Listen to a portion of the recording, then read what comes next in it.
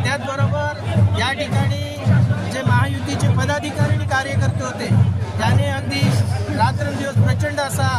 या मतदारसंघामध्ये काम केलं, प्रामाणिकपणे काम केलं, कोणत्याही आमिषाला बळी न पडता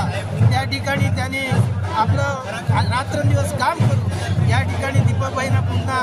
चौथ्यांदा निवडून आणलेलं आहे। निश्चित सांगतो की आपल्या जिल्ह्याच्या आणि सर्वांगीण विकासासाठी हे तिन्ही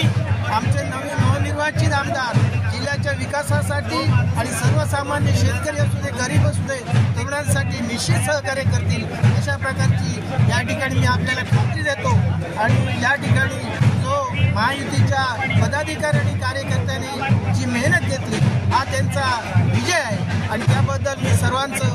महायुतीच्या सर्व पदाधिकाऱ्यांचं अगदी हार्दिक अभिनंदन